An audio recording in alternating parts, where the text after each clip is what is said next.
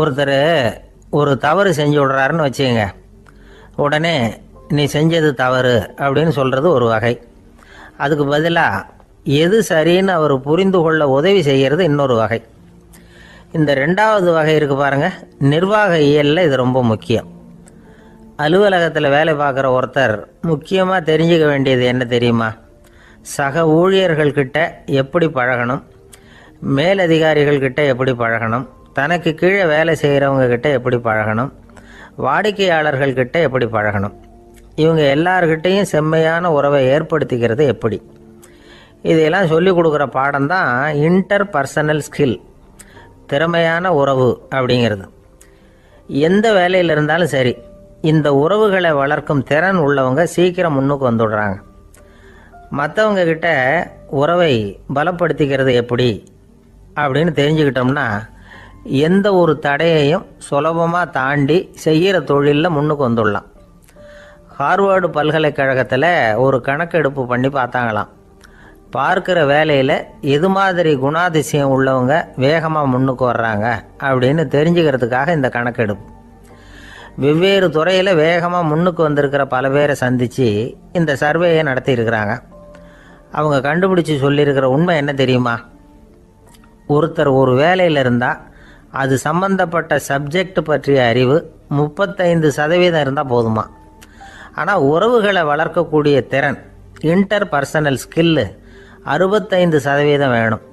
இப்படி உள்ளவங்க சீக்கிரம் முன்னுக்கு வந்துடுறாங்களாம். அதனால் ஒருத்தருக்கு வேலை சரியாக புரியலைன்னா கூட விவரமாக மற்றவங்கக்கிட்ட பழகிறது எப்படின்னு புரிஞ்சால் போதும், அவர் முன்னுக்கு வந்துடலாம். அலுவலகங்களில் மட்டும் இல்லை, எல்லா இடங்கள்லையும் இது ரொம்ப முக்கியம். வீட்டுக்குள்ளேயும் இது ரொம்ப முக்கியம், வீட்டுக்கு வெளியேயும் இது முக்கியம். அடுத்தவங்கக்கிட்ட பழகிறது எப்படிங்கிறத தெரிஞ்சிக்காதவன் வாழ்க்கையில் முன்னேற முடியாது. இன்றைக்கி ஆயுதங்களால் காயப்படுத்தி கொள்ளுகிறவர்களை விட வார்த்தைகளால் காயப்படுத்தி கொள்ளுகிறவர்கள் தான் அதிகம். பெரியவங்க என்ன சொல்கிறாங்க தெரியுமா? நீங்கள் இந்த பூமியில் பிறந்ததன் அர்த்தம் பூர்த்தி ஆகணும்னா அடுத்தவங்களுக்கு உதவி பண்ணுங்க. அடுத்தவங்களுக்கு உதவி செய்ய முடியாவிட்டால் கூட பரவாயில்லை, ஆனால் யாரையும் புண்படுத்தி விடாதீங்க அப்படின்னு சொல்கிறாங்க. எனக்கு தெரிஞ்ச ஒருத்தர் ஒரு அலுவலகத்தில் வேலை பார்க்குறார். அவர் சொல்லுவார், எனக்கு இந்த இன்டர் பர்சனல் ஸ்கில் ரொம்ப அதிகம் சார். சக ஊழியர்கள்கிட்ட ரொம்ப சுமூகமாக நடந்துக்குவேன். என் கூட வேலை பார்க்குற ஒருத்தருக்கு ஏதாவது ஒரு கஷ்டம்னா அந்த சமயத்தில் அவர் செய்ய வேண்டிய வேலையை நான் செஞ்சிருவேன் சார் அப்படிம்பார். நான் அவர்கிட்ட சமீபத்தில் அப்படி ஏதாவது செஞ்சுருக்கீங்களா அப்படின்னு கேட்டேன். செஞ்சுருக்கேன் சார். போன வாரம் புதன்கிழமை ஆஃபீஸில் என் பக்கத்து சீட்டுக்காரருக்கு வயிற்று வலி. ஒரு சராசரி மனிதனுடைய இயல்பு என்ன?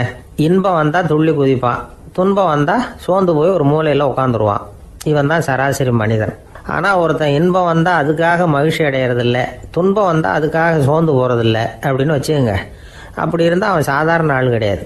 ஒரு ஊரில் ஒரு ஞானி இருந்தார். அவரை தேடிட்டு ஒரு பெரியவர் வந்தார். ஐயா, ஞானத்தில் சிறந்த ஞானம் எது அப்படின்னு கேட்டாராம். இதுக்கு அந்த ஞானி என்ன பதில் சொன்னார் தெரியுமா?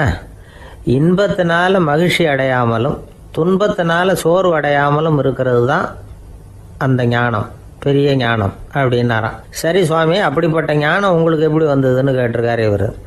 அதை நான் ஒரு கழுதைகிட்ட இருந்து கற்றுக்கிட்டேன் அப்படின்னாராம் அவர். இவருக்கு ஒன்றும் புரியல, ஒரு மாதிரியாக முழிச்சிருக்கிறார். இதை அவர் புரிஞ்சுக்கிட்டார். நீங்கள் நாளைக்கு காலையில் நம்முடைய ஆசிரமத்துக்கு வாங்க, புரிய வைக்கிறேன்னாராம். சரின்னு அவர் போயிட்டார். மறுநாள் காலையில் ஆசிரமத்துக்கு வந்து சேர்ந்தார். ஞானி அவரை கூப்பிட்டு உட்கார வச்சார். வாங்க, வந்து இப்படி உட்காருங்க, கொஞ்சம் நேரத்தில் இந்த வழியாக ஒரு கழுதை போகும், அதை கவனித்து பாருங்கன்னாராம். இவருக்கு இன்னமும் ஒன்றும் புரியாமல் போச்சு, ஒரே குழப்பம். இருந்தாலும் அந்த ஞானி சொன்னது மாதிரியே உட்காந்துருக்கிறார். கொஞ்சம் நேரத்தில் அந்த வழியாக ஒரு கழுதை போச்சு. அது முதுக நிறைய அழுக்கு மூட்டைகள், அதை சுமந்துக்கிட்டு போகுது. ஒரு செலவு தொழிலாளி அதை ஓட்டிகிட்டு போகிறார். கொஞ்சம் தூரத்தில் ஒரு ஆறு இருக்குது. அங்கே போய் துணியெல்லாம் சுத்தப்படுத்திக்கிட்டு சாயந்தரமாக திரும்பி இந்த வழியாக வருவாங்க. ஞானி சொன்னது மாதிரியே இந்த பெரியவர் அழுக்கு மூட்டையை சுமந்துக்கிட்டு போகிற அந்த கழுதையை கவனித்தார். கழுதை போயிட்டுது. அதுக்கப்புறம் ஞானியை திரும்பி பார்த்தார். இப்போ அந்த ஞானி சொன்னார், சாயந்தரம் வரைக்கும் நீங்கள் இங்கேயே இருக்கணும்னார். அதே மாதிரி இவர் இருந்தார். சாயந்தரமாக அந்த ஞானி சொன்னார், ஐயா, இப்போ கொஞ்ச நேரத்தில் அந்த கழுதை இந்த வழியாக திரும்பி வரும், அதையும் கவனித்து பாருங்கன்னார். இவரும் கவனித்து பார்க்குறார். கழுதை வந்தது. அது முதுகில் சலவை செய்யப்பட்ட துணி மூட்டை. அது பாட்டுக்கு சுமந்துக்கிட்டு போய்கிட்டு இருக்குது. பெரியவருக்கு ஒன்றும் புரியல, பொறுமை இழந்துட்டார். சரி சுவாமி, இந்த கழுதைக்கும் உங்கள் ஞானத்துக்கும் என்ன சம்பந்தம் அப்படின்னார். இப்போ அந்த ஞானி விளக்கினார். ஐயா, இந்த கழுதை இதே மாதிரி தினமும் காலையில் அழுக்கு மூட்டைகளை சுமந்துக்கிட்டு ஆற்றுக்கு போகுது, மாலையில் வெண்மையான சுத்தமான துணிகளை சுமந்துக்கிட்டு திரும்பி ஊருக்கு போகுது. காலையில் இது போகும் பொழுது முதுகில் அழுக்கு மூட்டைகளை சுமந்துக்கிட்டு போகிறோமேங்கிற வருத்தமும் அதுக்கு கிடையாது. சாயந்தரம் திரும்பி வரும்பொழுது சுத்தமான துணிகளை சுமந்துக்கிட்டு வர்றோமேங்கிற மகிழ்ச்சியும் அதுக்கு இல்லை. இதை பார்த்து தான் நானும் அது மாதிரி ஞானத்தை கற்றுக்கிட்டேன் அப்படின்னாராம். அதனால் யார் கற்றுக் கொடுக்குறாங்க அப்படிங்கிறத விட எதை கற்றுக்கிறோம் அப்படிங்கிறது தான் முக்கியம். ஒரு சினிமா பார்க்குறோம், ஒரு அருவி கொட்டுறது மாதிரி காட்சி வருது, தண்ணீர் வழியுது. படம் முடிஞ்சதும் பார்த்தீங்கன்னா அந்த திரை என்ன நனைஞ்சு போயா இருக்கும். ஒரு தீப்பிடிச்சு எரியிற காட்சியே சினிமாவில் பார்க்குறீங்க, காட்சி முடிஞ்சதும் அந்த வெண் திரையே கருகி போயா இருக்கும். படத்தில் வர்ற தண்ணீரும் நெருப்பும் அந்த திரையை பாதிக்கிறது இல்லை. நாம் அந்த திரை மாதிரி இருக்கிறதுக்கு கற்றுக்கணுமா. அந்த பக்குவம் வந்துவிட்டதுன்னா இன்பமும் துன்பமும் நம்ம எதுவும் செய்யாது. ஒரு சினிமாவை பார்க்குற வரைக்கும் சிரிக்கலாம், அழலாம். பார்த்துட்டு வெளியில் வரும்பொழுது அழுதுகிட்டே வரக்கூடாது. ஒருத்தர் வந்தார், அப்படி படம் முடிஞ்சு வெளியில் வரும்பொழுது அருவி மாதிரி கண்ணீர் சிந்திக்கிட்டே வரார். ஏன் சார் படம் அவ்வளவு சோகமா அப்படின்னு கேட்டார். இன்னொருத்தர், இல்லை சார், கூட்டம் ரொம்ப குறைச்சல் சார், மொத்தம் படம் பார்க்க வந்தவங்களே 15 பேர் தான் சார் அப்படின்னார் கண்ணீரை தொடச்சிக்கிட்டே. அதுக்கு நீங்கள் ஏன் சார் அழறீங்கன்னு ஒரு ஊரில் ஒரு துறவி இருந்தார், புத்த சமய துறவி. அந்த ஊர் மன்னன் அவரை பற்றி கேள்விப்பட்டிருக்கான். ஒரு நாள் புறப்பட்டு போனான், துறவியின் பாதங்களை தொட்டு வணங்கினான். அதுக்கப்புறம் சொன்னான், ஐயா, நான் உங்களை அரண்மனைக்கு அழைச்சிட்டு போகிறதுக்காக வந்திருக்கிறேன், இனிமேல் நீங்கள் இங்கே எதுக்கு இருக்கணும் அப்படின்னானா. அவன் மனசுக்குள்ளே என்ன நினைப்புன்னா, இவர் எங்கே வர போகிறாரு, நான் ரொம்ப எளிமையானவன், எனக்கு எதுக்கு அரண்மனை வாசம்னு சொல்லி விடுவார் அப்படின்னு நினச்சிருக்கான். ஆனால் அந்த துறவி என்ன பண்ணார் தெரியுமா? அப்படியா, சரி போகலாம், வா, போய் உன் ரதத்தை கொண்டுட்டு வா, அரண்மனைக்கு போகும்பொழுது அதுக்கு தகுந்த மாதிரி ஆடம்பரமாக போகணும் அப்படின்னு விட்டாரான். துறவி இப்படி சொன்னதும் அந்த மன்னனுக்கு மனசுக்குள்ளே சந்தேகம் வந்துட்டுது. இவர் உண்மையிலேயே துறவி தானா, ஏமாத்து பேர் வழி மாதிரி தெரியுதே அப்படின்னு நினச்சிருக்கான். இருந்தாலும் இனிமேல் என்ன பண்ணுறது, சொல்லியாச்சு. ரதத்தை கொண்டுகிட்டு வந்தான். துறவி ஏறி உட்காந்தார். பக்கத்தில் ராஜா, அவர் ரொம்ப உற்சாகமாக வரார், இவன் ரொம்ப சோர்ந்து போய் வரான். துறவி மரத்தடியிலேயே வாழ்ந்து பழக்கப்பட்டவர், அரண்மனையில் எளிமையாக ஒரு இடத்துல உட்காந்துக்குவார் அப்படின்னு நினைச்சான். ஆனால் அப்படி இல்லை.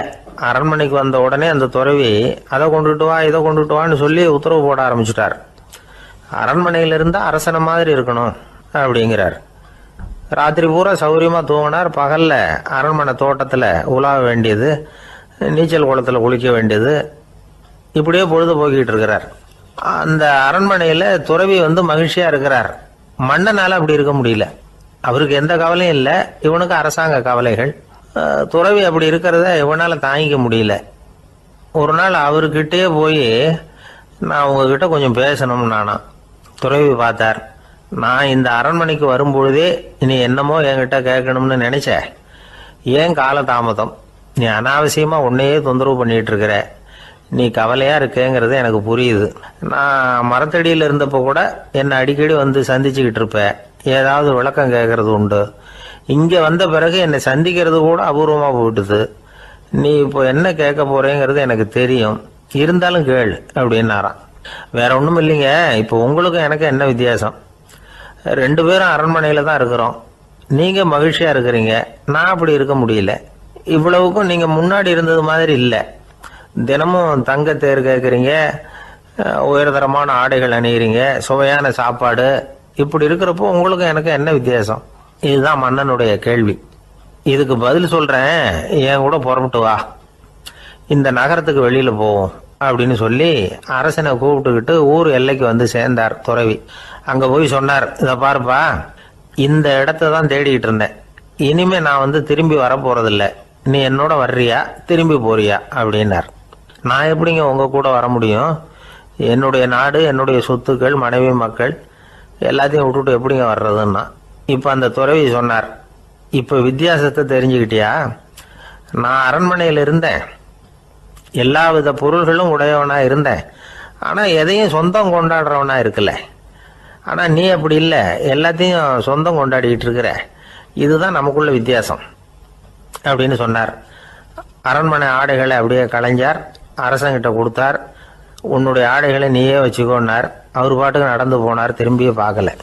அரசனுக்கு அப்பதான் தன்னுடைய அறியாமை விளங்குச்சான். இதுல இருந்து நாம புரிஞ்சுக்க வேண்டியது என்னன்னா, இந்த உலகத்துல எத்தனையோ பொருள்கள், அதையெல்லாம் முறையா பயன்படுத்தினா மகிழ்ச்சி. அதை விட்டுட்டு அதுக்கெல்லாம் சொந்தம் கொண்டாட ஆரம்பிச்சா கவலை. நம்ம ஆட்கள் சொந்தம் கொண்டாடுற விதமே தனி. ஒரு ஆளு இன்னொருத்தங்கிட்ட ஒரு கொடை கடன் வாங்கியிருந்தான், திருப்பி கொடுக்கல. கொடையை கொடுத்தவன் கேட்டான், என்கிட்ட கடன் வாங்கினிய கொடை, அதை கொஞ்சம் திருப்பி தர்றியான்னா. அது உனக்கு இப்போ அவசரமா தேவைப்படுதா அப்படின்னு கேட்டான் இவன். எனக்கு தேவைப்படல, அந்த கொடையை நான் யாருக்கிட்ட வாங்கியிருந்தேனோ அவனுக்கு இப்போ அது அவசரமா தேவைப்படுது அப்படின்னானா அந்த ஆள். ஒரு பெரிய அரசன் இந்த உலகம் பூராவையும் ஆண்டுகிட்டு இருந்தான். ரொம்ப காலம் அப்படி அரசாட்சி பண்ணிகிட்டு இருந்தான். திடீர்னு அவனுக்கும் சில எதிரிகள் முளைச்சாங்க. அவங்கெல்லாம் ஒன்று சேர்ந்து இவனை தோற்கடிச்சுட்டாங்க. தோற்று போனதும் இவனுக்கு பயம் வந்துட்டுது, எங்கே எதிரிகள் நம்ம கொண்டுடுவாங்களோ அப்படின்னு. வெளியில் வந்தால் தனக்கு ஆபத்துன்னு பயந்துக்கிட்டு யாருக்கும் தெரியாமல் ஒரு குகைக்குள்ளே போய் பதுங்கி கிடக்கிறான். நிலைமையை பாருங்கள். முதல் நாள் அரண்மனையில் அதிகாரம் பண்ணிக்கிட்டு இருந்தவன் மறுநாள் குகையில் பயந்து போய் பதுங்கி கிடக்கிறான். ராத்திரி நேரம் வந்தது, பசி வயத்தை கிள்ளுது, பிச்சை எடுத்து சாப்பிட வேண்டிய நிலைமை. பிச்சை எடுக்கிறதுக்கு பாத்திரம் வேணுமே, என்ன பண்ணுறது அப்படின்னு அங்கேயும் இங்கேயும் பார்க்குறான். ஒரு மூலையில் யாரோ விட்டுட்டு போன ஒரு ஓடு கிடக்குது. அதை எடுத்துக்கிட்டு புறப்பட்டான். இருட்டில் வழி புரியல. ஏதோ ஒரு யூகத்தில் காலை மெதுவாக எடுத்து வச்சு நடந்து போயிட்டுருக்கிறான். வழியில் ஒரு கருப்பு நாய் படுத்து கிடந்தது. இருட்டில் அவன் இது கண்ணுக்கு சரியாக தெரியல. அவனுக்கு தவறி போய் காலை வச்சுட்டான் அது மேலே. நாய் சும்மா இருக்குமா, வள்ளுன்னு விழுந்து கடிச்சு விட்டுது. காலை பார்க்குறான், காலத்தையும் நினச்சி பார்க்குறான். அரண்மனையில் வீரக்கழல் அணிந்த காலை உடைய மன்னா அப்படின்னு புகழ்வாங்களே புலவர்கள்லாம். ஆனால் அது இன்னைக்கு நாய் கடித்த காலம் ஆயிட்டுதே அப்படின்னு நினைக்கிறான். அது மட்டும் இல்லை, முன்னாடியெல்லாம் பொற்கிண்ணங்களில் தான் அவன் சாப்பிடுவான். ஆனால் இப்போது உடஞ்சி போன ஓட்டு, அது ஓட்டை கையில் வச்சுக்கிட்டு நிற்கிறான். அதில் ஏதாவது யாராவது சாப்பாடு போடுவாங்களான்னு.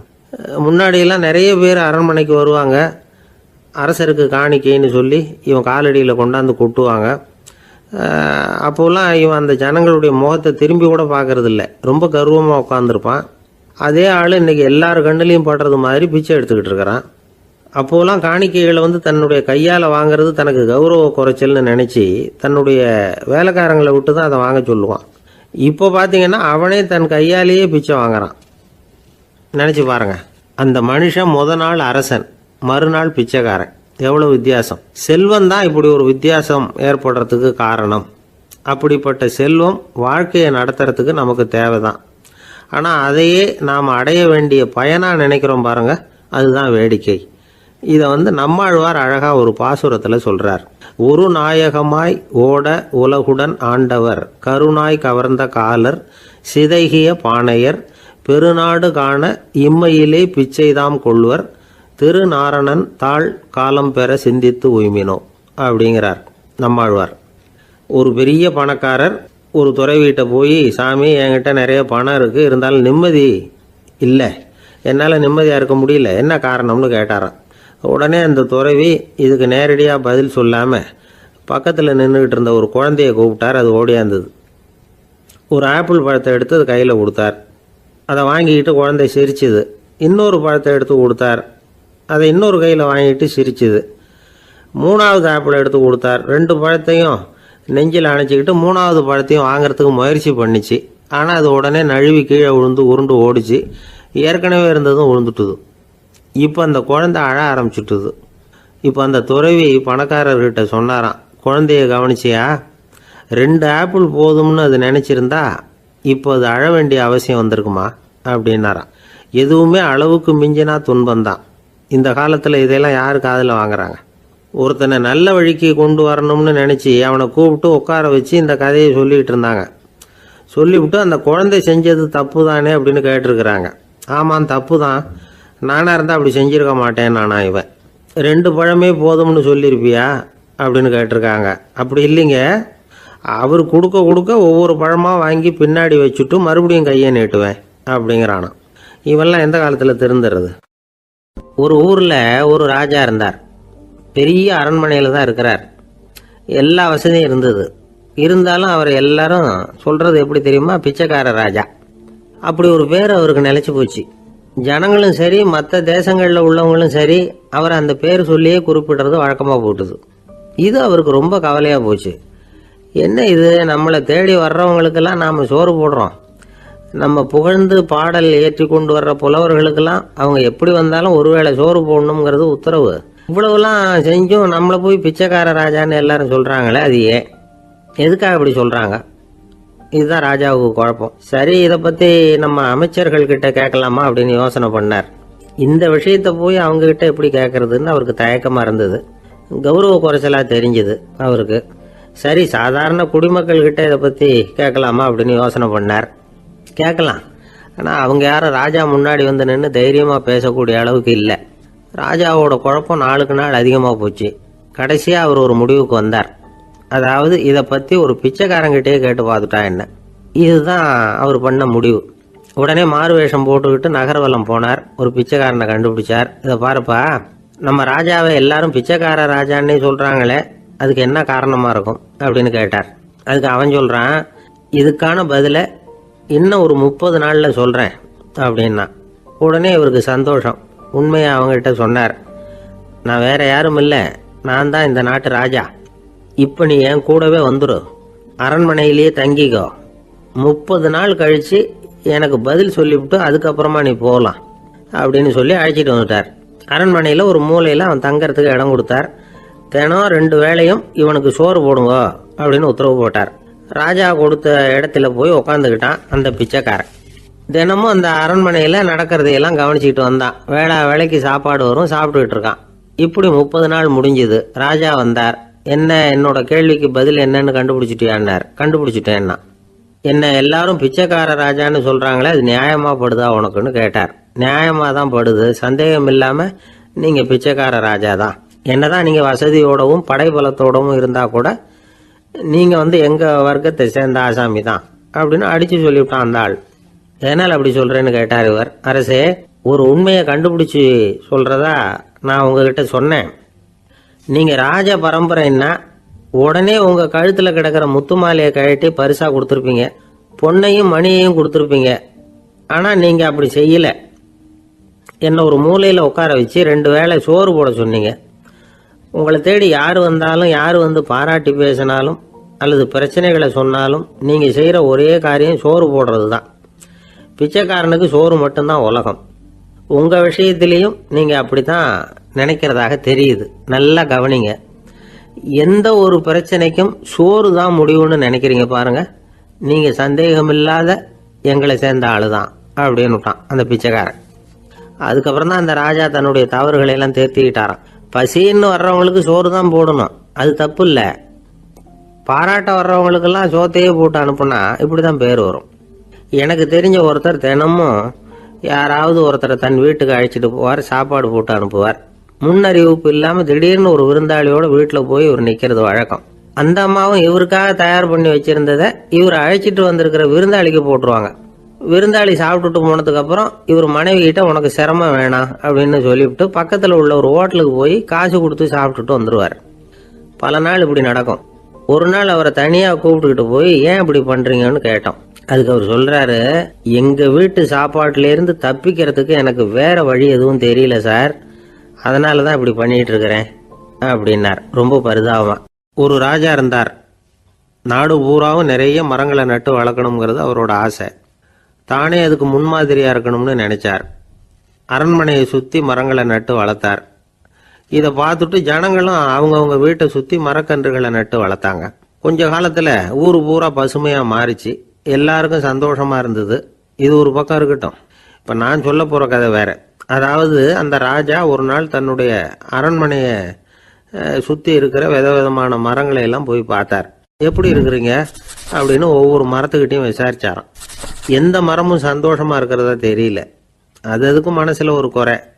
முதல்ல ஆலமரத்துக்கிட்ட போனார். அது சொல்லிச்சு, மண்ணா நான் நல்லா பெருசா வளர்ந்துருக்கிறேன், அடர்த்தியா இருக்கிறேன், கிளையெல்லாம் 4 பக்கமும் நல்லா படர்ந்து தான் இருக்குது, இருந்தாலும் எந்த பிரயோஜனமும் இருக்கிறதா தெரியல எனக்கு. என்னுடைய பழம்லாம் ரொம்ப சின்னதாக இருக்குது, என் கண்ணுக்கு சரியாக புறப்பட மாட்டேங்குது. நான் இருக்கிற சைஸுக்கு என்னுடைய கிளையில் இருக்கிற பழம்லாம் எவ்வளவு பெருசாக இருக்கணும். அது இத்தினூண்டு இருக்கிறது எனக்கு பெரிய அவமானமாக இருக்குது. இப்படி இங்கே நின்றுக்கிட்டு இருக்கிறதே ரொம்ப கூச்சமாக இருக்குது. ஒரு நல்ல புயல் வந்ததுன்னா பேசாமல் சாஞ்சு விடலாமான்னு பார்க்குறேன் அப்படின்னு புலம்புது ஆலமரம். சரி இருக்கட்டும்னு நினச்சிக்கிட்டு ராஜா அடுத்தபடியாக ஒரு அத்தி மரத்துக்கிட்ட போனார். அதுவும் புலம்ப ஆரம்பிச்சுட்டுது. நான் கூட பெரிய மரம் தான், இல்லை இலையெல்லாம் அழகாக தான் இருக்குது, பழம் அழகாக இருக்குது, இருந்தாலும் உள்ள விஷயம் இல்லையே, அத்தி பழத்தை புட்டு பார்த்தா அத்தனையும் சொத்தை அப்படின்னு பழமொழியே உண்டாயிட்டுதே. இப்படி ஒரு கெட்ட பேரோட நான் இருக்கணுமா அப்படின்னு புலம்புது அது. சரி இது இருக்கட்டும் அப்படின்னு சொல்லி அடுத்தபடியாக வேப்ப மரத்துக்கிட்ட போனார். அது தன்னுடைய வேதனையை வெளியிட்டது. எனக்கு எவ்வளவோ மருத்துவ குணங்கள்லாம் இருக்கிறதா சொல்லிக்கிறாங்க, இருந்தாலும் என்ன பிரயோஜனம், என்னுடைய பழத்தை மனிதர்கள் யாரும் விரும்பி சாப்பிட்றது இல்லையே அப்படின்னுது. ராஜா அடுத்தாப்புல இருந்து ஒரு பனை மரத்துக்கிட்ட போனார். நான் நல்லா உயரமாக தான் வளர்ந்துருக்கிறேன், மற்ற மரங்கள்லாம் என்னை அண்ணாந்து தான் பார்க்கணும், இருந்தாலும் என்கிட்ட நிழலுக்காக யாரும் ஒதுங்கிறது இல்லையே அப்படின்னுது. என்ன இது எல்லா மரமும் இப்படி திருப்தி இல்லாமல் இருந்துகிட்டு இருக்குதே அப்படின்னு நினச்சிக்கிட்டே ராஜா அடுத்தபடியாக அங்கே இருந்த ஒரு பைன் மரத்துக்கிட்ட போனார். அழகாக உயரமாக பசுமையாக தான் இருந்தது, ஆனால் பழமோ பூவோ கிடையாது. அதை நினச்சி அது வருத்தப்பட்டுக்கிட்டு இருக்குது. ஓக் மரம் அது ஒன்று நின்றுட்டு இருந்தது. அது என்ன சொல்லிச்சுன்னா, இலையுதிர் காலத்தில் என் மேலே இருக்கிற எல்லா இலைகளும் உதிர்ந்து போடுது, முடி கொட்டின மனிதர்கள் மாதிரி மொட்டையாக நான் நிற்க வேண்டி இருக்குது, என்ன வாழ்க்கை இது அப்படின்னு சொல்லி அழுத்துக்கிட்டது. சரி புளிய மரம் என்ன சொல்லுது பார்ப்போம்னு அதுகிட்ட போனால், என்னுடைய நிழலில் யாருமே தங்க மாட்டாங்க, உடம்புக்கு சூடுன்னு ஒதுங்கி போயிடுவாங்க, அடிமரத்தை பார்த்தீங்கன்னா பட்டையெல்லாம் உறிஞ்சி பார்க்கறதுக்கே கேவலமாக இருப்பேன் அப்படின்னுது அது. முருங்கை மரம் என்ன சொல்லிச்சு தெரியுமா, என்னுடைய இலை காயெல்லாம் சாப்பிட்றவங்களுக்கு சத்து கொடுக்கறது வாசவம்தான், ஆனால் என் உடம்புல சத்தே கிடையாது, கொஞ்சம் வேகமாக காற்று அடிச்சதுன்னா முறிஞ்சி விழுந்துடுறேன், என்ன வாழ்க்கை இது அப்படின்னு சொல்லி அது வருத்தப்பட்டது. ராஜா யோசனை பண்ணார், என்ன இது மரங்கள் பூமியின் வரங்கள்னு சொல்கிறோம், மழை பெய்யறதுக்கு அதுதான் காரணம், பூமி செழிப்பாக இருக்கிறதுக்கும் அதுதான் காரணம், வீடு கட்டுறதுக்கு மரம், நாற்காலி செய்ய உபயோகப்படுத்துறதுக்கும் அதுதான் உபயோகப்படுது, மனுஷனுக்கு வேண்டிய ஆகாரங்களையும் கொடுக்குது, இப்படிலாம் இருந்தும் எல்லா மரமும் நிம்மதி இல்லாமல் இருந்துகிட்டு இருக்குதே அப்படின்னு நினைச்சார். அப்போ அங்கே இருந்த ஒரு மகிழ மரம் அவர் கண்ணில் பட்டுது. அந்த மரம் மட்டும் கொஞ்சம் நிம்மதியாக மகிழ்ச்சியாக இருக்கிறது மாதிரி தெரிஞ்சுது. உடனே ராஜா அதுகிட்ட போனார். உனக்கு மனசில் எதுவும் குறை இல்லையான்னு கேட்டார். இல்லை நான் சந்தோஷமாக தான் இருக்கேன்னு அந்த மகிழ மரம். அப்படியான்னு ஆச்சரியமாக கேட்டார் ராஜா. ஆமாம் மன்னா, இந்த இடத்துல நீங்கள் ஒரு முருங்கை மரத்தையோ வேப்ப மரத்தையோ கூட நட்டிருக்கலாம், ஆனால் இந்த இடத்துல நடுறதுக்கு என்ன தேர்ந்தெடுத்துருக்குறீங்க, அதுவே எனக்கு பெருமை, அதுவே எனக்கு திருப்தி அப்படின்னு தான் மகிழ மரம். மகிழ மரம் சாதாரணமாக தான் இருக்கும், இளம் மஞ்சள் நிறத்தில் பூக்கள், அது காய்ந்தும் மனம் வீசும். மகிழ மரம் மாதிரி மன திருப்தியோடு வாழறதுக்கு நாம் கற்றுக்கணுமா. நாம் இந்த உலகத்தில் ஒரு நாயாவோ நரியாவோ கூட பிறந்திருக்கலாம், மனுஷனாக பிறந்திருக்கிறோம், அதுவே பெருமை தானே. இந்த நிறைவு தான் மகிழ்ச்சியின் ரகசியம். ஒரு பையன் அப்பா கிட்ட போய், அப்பா நீங்கள் இந்த உலகத்தில் ஒரு மனுஷனாக பிறந்தது என்னோட அதிர்ஷ்டம் நானா. ஏண்டா அப்படி சொல்கிறேன்னு இருக்கார் அப்பா. நீங்கள் ஒரு கரடியாக பிறந்திருந்தா இந்நேரம் நானும் ஒரு கரடி குட்டியாக தானே இருந்திருப்பேன் அப்படின்னு நானா பையன். ஆந்திர நாட்டில் ஒரு அரசர் இருந்தார். அந்த அரசர்கிட்ட ஒரு அமைச்சர் இருந்தார். அந்த அமைச்சர் பேர் ராயண பாஸ்கர். அவர் ஒரு பெரிய அறிவாளி, அது மட்டும் இல்லை மிகச்சிறந்த கொடையாளி. யார் எது கேட்டாலும் இல்லைன்னு சொல்ல மாட்டாராம். அதன் காரணமாகவே அவர்கிட்ட இருந்த செல்வம் நாளுக்கு நாள் குறைஞ்சிக்கிட்டே வந்துட்டு தான். கடைசியில் குடும்பத்துக்குன்னு எதுவும் வைக்காமலே அவர் போய் சேர்ந்துட்டார். மகனும் இறந்துட்டார். அந்த குடும்பத்தில் மிஞ்சி இருந்தது அவருடைய மருமகள், ஒரு பேரன், அவ்வளவுதான். இருந்த ஒரே சொத்து பழுதடைஞ்ச ஒரு வீடு. அந்த அம்மா மற்ற வீடுகளில் வேலை செஞ்சு தன்னுடைய பிள்ளைய படிக்க வச்சுக்கிட்டு வராங்க. அந்த புள்ள ஒரு பெரிய வள்ளலுடைய பேரன்கிறது அந்த பள்ளி வாத்தியார்களுக்கும் தெரியும். அதனால் அவங்களும் இவங்ககிட்ட கொஞ்சம் அன்பாகவும் அக்கறையாகவும் பழகி பாடம் சொல்லி கொடுத்துக்கிட்டு இருக்கிறாங்க. ஒரு நாள் ஒரு புகழ்பெற்ற கவிஞர் ஒருத்தர் அந்த பள்ளிக்கூடத்துக்கு வந்திருக்கிறார். ஆசிரியர்கள்கிட்ட பேசிக்கிட்டு இருந்தப்போ ஒரு செய்தியை சொன்னாராம். ராயண பாஸ்கருங்கிற வள்ளல் எனக்கு நிறைய உதவிகள் செஞ்சிருக்கார், என்னை பாராட்டி பரிசுகள்லாம் கொடுத்துருக்கிறார், அந்த வள்ளல் வாழ்ந்த கிராமத்தை பார்க்கணுங்கிறதுக்காக தான் இப்போ இங்கே வந்திருக்கிறேன் அப்படின்னாராம். ஆசிரியர் உடனே இந்த பையனை கூப்பிட்டு, இதை பாருங்கள், இவன் யார் தெரியுமா, நீங்கள் குறிப்பிடுகிற அந்த வள்ளலின் பேரன் அப்படின்னு அறிமுகப்படுத்தினாராம். கவிஞரின் கண்களில் ஆனந்த கண்ணீர். அந்த பரவச நிலையிலேயே அந்த வள்ளலை பற்றி கவி பாட ஆரம்பிச்சுட்டாராம். இந்த சின்ன பையன் அதை கேட்டிருக்கிறான். உடனே என்ன பண்ணான் தெரியுமோ, தன் கையில் அணிஞ்சிருந்த ஒரு பொன் வளையலை கழட்டி அந்த கவிஞருக்கு பரிசாக கொடுத்துட்டானான். எல்லாருக்கும் ஆச்சரியம். தாத்தா இருக்கும் நிலையில் கொடுத்தார், பேரன் இல்லாத நிலையிலையும் கொடுக்குறான். பையனை எல்லாரும் பாராட்டினாங்களாம். இருந்தாலும் அவனுக்குள்ள ஒரு பயம் எதுவும் ஆரம்பமாச்சு. பள்ளிக்கூடம் விட்டு வீட்டுக்கு வரும்பொழுது அந்த பயம் இன்னும் அதிகமாயிட்டுது. அம்மா என்ன சொல்லுவாங்களோ தெரியலையே, ஏதோ திடீர்னு தோணிச்சு வளையல கட்டி கொடுக்கணும்னு கொடுத்துட்டோம். குடும்பம் இருக்கிற நிலையில் இப்படி நான் செஞ்சது தப்பா? வீட்டு செலவுக்கே அம்மா எவ்வளவு கஷ்டப்படுறாங்க, வீட்டுக்கு போனதும் என்ன நடக்குமோ தெரியலையே அப்படின்னு நினச்சி பயந்துக்கிட்டே அவன் வீட்டுக்குள்ளே அடி எடுத்து வைக்கிறான். அம்மா கூப்பிட்டு சாப்பாடு போட்டாங்க. அவங்க கண்ணில் படக்கூடாதுங்கிறதுக்காக ஒரு கையை பின்னாடி மறைச்சிக்கிட்டே இருந்தான். அம்மா இதை கவனிச்சிட்டாங்க. ஏய், உன் கையை ஏன் அப்படி வச்சிருக்கிற, உன் கைக்கு என்னாச்சு, ஏதாவது அடிபட்டு போச்சா அப்படின்னு கேட்டுக்கிட்டே கையை எடுத்து பார்க்குறாங்க. வளையல காணலை. வளையல் எங்கே அப்படின்னு கேட்குறாங்க. இவன் தயங்கிக்கிட்டே நடந்ததை சொல்கிறான். அதை கேட்டதும் அந்த அம்மாவோட முகம் கோபத்தால் சவுந்து போச்சான். முட்டாளே, என்ன காரியம் பண்ண அப்படின்னு கன்னத்தில் அரைஞ்சிட்டாங்களாம். அம்மா, என்னை அடிக்காத, ஏதோ தெரியாமல் தப்பு பண்ணிட்டேன் அப்படின்ட்டுருக்கான். மகனே, வளையல கொடுத்ததுக்காக நான் உன்னை அடிக்கலை அப்படிங்க, பின்ன எதுக்கு அடித்தேன்னு கேட்டிருக்கான். உன் பாட்டனார் ஒரு பெரிய வள்ளல், அவர் எதையும் பாதி வேலையாக செய்யறதில்ல, அவருடைய பேரை நீ அரைகுறை வேலை செஞ்சுட்டு வந்திருக்கிற அப்படின்னாங்களாம். என்னம்மா சொல்கிறேன்ருக்கான். நீ ஒரே ஒரு வளையலை மட்டும்தானே கட்டி கொடுத்துருக்குற, கொடுக்கறதா இருந்தால் ரெண்டையும் சேர்த்துல கொடுத்துருக்கணும், அதுதானே உங்கள் தாத்தாவுக்கு பெருமை அப்படின்னாங்களாம். அம்மா, தெரியாமல் இப்படி செஞ்சுட்டேன், உங்ககிட்டையும் அரை வாங்கிட்டேன் அப்படி இப்படின்னு அவன் சொல்லியிருக்கிறான். இப்போ அம்மா கொஞ்சம் இருங்க, அந்த கவிஞர் இன்னைக்கு நம்ம ஊரில் தான் தங்கியிருப்பார், நாளைக்கு காலையில் தான் அவர் எங்கே இருக்காருன்னு விசாரித்து இன்னொரு வளையலையும் கொடுத்துட்றேன் அப்படின்ட்டுருக்கான். மகனே, நல்ல செயல்களையெல்லாம் நாளைக்குன்னு ஒத்தி போடாத, நாளைக்கு என்ன நடக்குங்கிறது யாருக்கு தெரியும், இப்போவே போ, எங்கே இருக்காருன்னு பாரு அப்படின்ட்டுருக்காங்க. மகன் புறப்பட்டான். பள்ளி ஆசிரியர்கிட்ட போய் கேட்டானான் அந்த கவிஞர் எங்கே இருக்காருன்னு. அவர் சொன்னாராம். உடனே போய் அவர் இருக்கிற இடத்துல கதவை தட்டியிருக்கான். ராத்திரி நேரத்தில் இவனை கண்டதும் அவருக்கு ரொம்ப ஆச்சரியம். இவன் இன்னொரு கை வளையலையும் எடுத்து நீட்டியிருக்கான். அவர் திகைச்சு போய் நிற்கிறார். அவரால் என்ன பண்ணுறதுன்னே தெரியல, ஆனந்த கண்ணீர். இது பெரியவர்கள் கூற கேட்ட ஒரு வரலாறு. இன்னைக்கு இப்படிப்பட்டவங்களை பார்க்க முடியுமா? வறுமை வள்ளல் தன்மையை ஒன்று செய்து விடாதுங்கிறதுக்கு இது ஒரு உதாரணம். ஒருத்தன் இன்னொருத்தனை பார்த்து கேட்டானா, எங்கள் தாத்தா உங்கள் தாத்தாவுக்கு 100 ரூபா கடன் கொடுத்துருக்கிறார், அதை எப்போ திருப்பி கொடுக்க போகிறேன்னு. கவலைப்படாத, எங்கள் பேரன் அதை உங்கள் பேரன்ட்ட திருப்பி கொடுத்துருவான் அப்படின்னு நானான் அவன். ஒரு ஊரில் ஒரு மன்னர் இருந்தார். அழகான அரண்மனையில் அவர் இருந்தார். அந்த அரண்மனையை விட அழகாக ஒரு மாளிகையை அந்த ஊர்லேயே வேற ஒருத்தன் கட்டியிருந்தான். அப்படி கட்டி முடிச்சதில் அவனுக்கு ரொம்ப பெருமை. எத்தனையோ செல்வந்தர்கள்லாம் பார்த்துட்டு, இந்த மாளிகையை விலைக்கு கொடுத்துட்றியா, எவ்வளவு விலை சொன்னாலும் சரி நாங்கள் வாங்கிக்கிறதுக்கு தயாராக இருக்கோம் அப்படின்னு சொல்லி கேட்டு பார்த்துட்டாங்க. நான் இதை விற்கிறதுக்கு தயாராக இல்லை அப்படின்னு சொல்லிவிட்டான். அவ்வளவு சிறப்பாக கலை அம்சத்தோடு அதை கட்டி முடிச்சிருக்கிறான். அதுவே ஒரு பெரிய அரண்மனை மாதிரி இருந்ததுன்னா பார்த்துங்களேன். சுற்றிலும் அழகான பூந்தோட்டம். ஒரு நாள் அவன் எங்கேயோ வெளியூர் போயிட்டு திரும்பி வந்துக்கிட்டு இருக்கிறான். அப்போது அந்த மாளிகை தீப்பெட்டி எரிஞ்சிக்கிட்டு இருக்கு. பதறி போட்டான். விலைக்கு கேட்டவங்க யாராவது இதை செஞ்சுருக்கணும், இல்லைன்னா மன்னரே செய்த சதியோ என்னவோ, இப்படிலாம் அவனுக்கு சந்தேகம். ஒரு மூலையில் உட்காந்து அழ ஆரம்பிச்சிட்டான். அந்த சமயத்தில் அவனுடைய மகன் அங்கே ஓடி வந்தான். அப்பா, அழாதீங்க, இதை நான் நேற்று ராத்திரியே நம்ம ஊர் மன்னருக்கு விற்றுட்டேன். இதை கட்டி முடிக்க நமக்கு எவ்வளவு செலவாச்சோ அதை போல் 3 மடங்கு விலைக்கு விற்றுட்டேன், கவலைப்படாதீங்க, இதை விட அழகான மாளிகையை நாம் புதுசாக கட்டிக்கலாம்னா. இதை கேட்டதும் அழுதுகிட்டு இருந்தவன் அழுகையை நிறுத்தினான், சிரிக்க ஆரம்பிச்சிட்டான். இதே இடத்த நான் மன்னர்கிட்ட இருந்து விலைக்கு வாங்குவேன், இதை விட அழகான மாளிகையை கட்டுவேன் அப்படின்னு சுற்றி நின்று எல்லார்கிட்டையும் சொல்லிக்கிட்டு இருந்தான். இந்த சமயத்தில் அவனோட இளைய மகன் ஓடி வந்தான்.